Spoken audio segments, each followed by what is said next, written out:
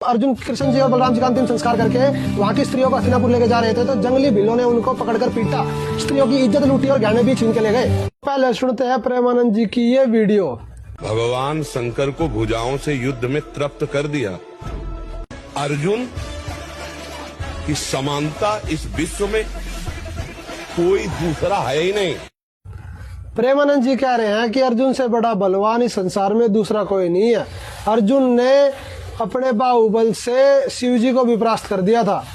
अब आइए पढ़ते हमारी महाभारत क्या कहती है। दोस्तों ये है Mahabharata 37 code number, Gita press Gorakhpur.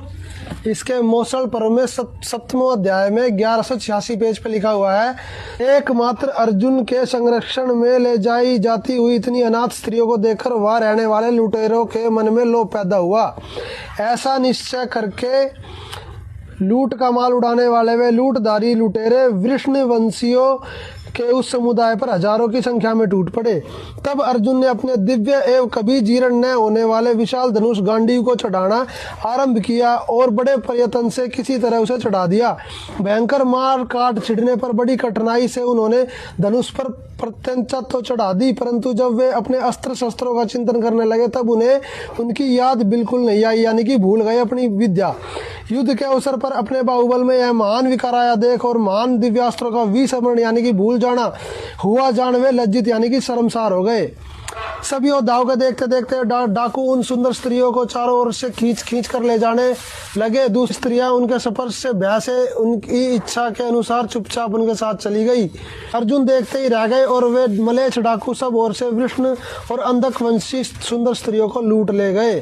फिर अपहरण से बची हुई स्त्रियां और जिनका अधिक भाग लूट लिया गया था, ऐसे बचे खुचे रत्नों को साथ लेकर परम बुद्धिमान अर्जुन कुरुक्षेत्र में उतरे। तब अर्जुन कृष्ण जी और बलराम जी का अंतिम संस्कार करके वहाँ की स्त्रियों को हस्तिनापुर लेके जा रहे थे तो जंगली भीलों ने उनको पकड़कर पीटा, स्त्रियों की इज्जत लूटी और गहने भी छीन के ले गए।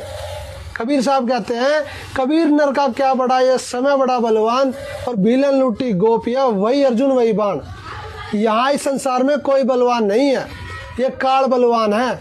जब इसको अपना काम करवाना होता है ये बल दे देता है, जब इसका काम निकल जाता है बल ले लेता है। ये काल ब्रह्मा विष्णु महेश को भी अपनी कठपुतलियों की तरह नचाता रहता है। कबीर साहब कहते हैं, काल डरे करतार से जय जय जय जगदीश, जोरा जोड़ी झाड़ता ये पगरज डारे शीश। ये काल परमात्मा कबीर की जूती साफ करता है और इससे बचने के लिए कबीर भगवान की भक्ति करनी पड़ेगी। और आज कबीर भगवान की भक्ति संत रामपाल जी महाराज बता रहे हैं, उनके सत्संग सुने साधना टीवी पे शाम को 7:30 बजे। सत साहिब जी।